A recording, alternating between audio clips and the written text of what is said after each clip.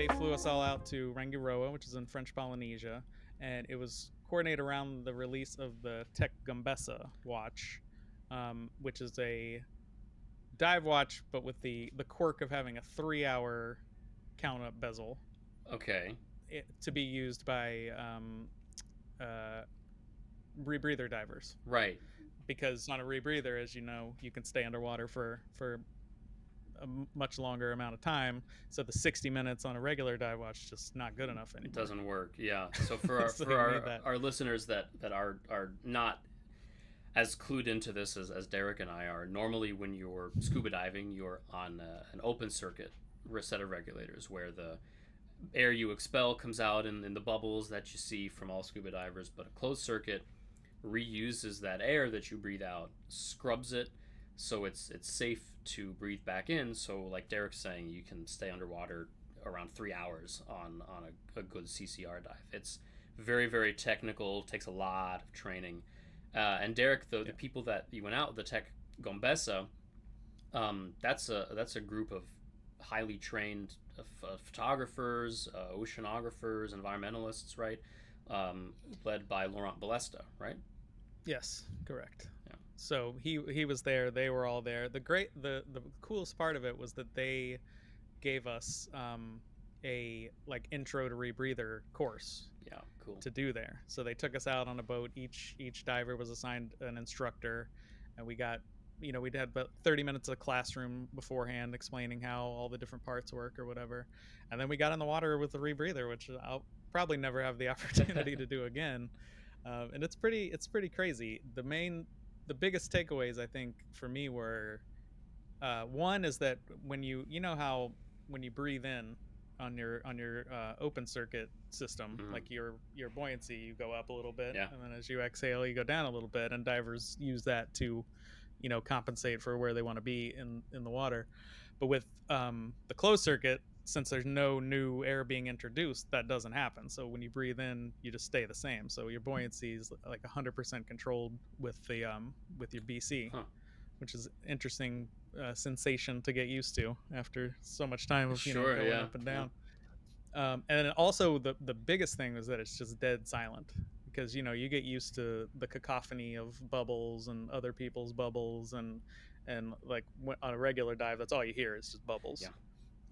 But when there's no bubbles, it's like it's this very eerie silent world. It just has a whole different feeling to it. It's really cool. Yeah. It is like the silent world, like the Cousteau, Yeah. right? Yeah. Truly. Yeah, famously. So how was the watch photography? I mean, was that a good watch to photograph underwater? Did it perform well? It was, well, it did. I mean, yeah, it performed just as it should. We weren't on any dives of more than 60 minutes, so I didn't really get to make sure that it counts all the way up to 3 hours. But I'll take their word for it on that. Um, and they had photographers on site that did a majority of the underwater photography for that. So in my article, all the above water stuff are photos I took, but Mm-hmm. all the underwater stuff was taken by them, and they had guys out there with the huge rigs and Sure. the strobes, the stretch outs, 6 foot wingspan Ah, style. geez. Yeah.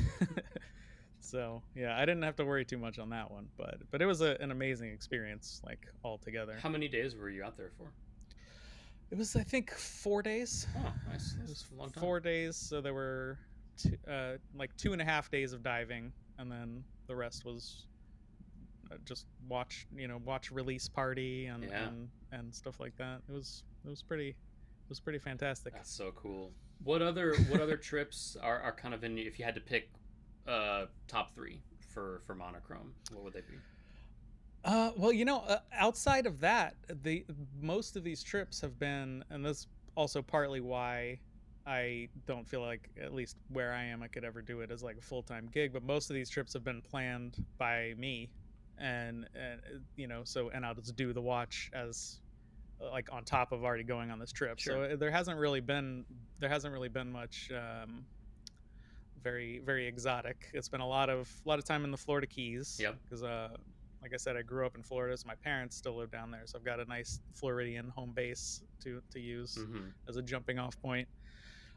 So basically, they've pretty much all been either in the Keys or in that quarry that I mentioned before, which is in Pennsylvania, which is an old uh, mine of some sort that naturally flooded, and then they turned into like a dive site, and they Cool. filled it with like there's old airplanes in there and buses, and like there's a helicopter. It's pretty interesting. Like Nice. that was my first like experience with, quote unquote shipwrecks, even though they're put there by some man. Um, but it's cool, and it's filled with those like zebra mussels, just kind of like the Great Lakes are. Yeah. So the water is very Very clear. clear Mm-hmm. due to that. So a lot of them were there, and mostly just the Florida Keys. I think I may have done one in Lake Michigan. But yeah, pretty much all around the U.S. except for that one Rangiroa trip. So I Nice. just try to do the best I can with what's at hand. Yeah, for sure. Well, hey, I'm sure there's going to be more trips coming up sometime soon. There's got to be some stuff on the horizon. Fingers Fingers crossed for you. crossed.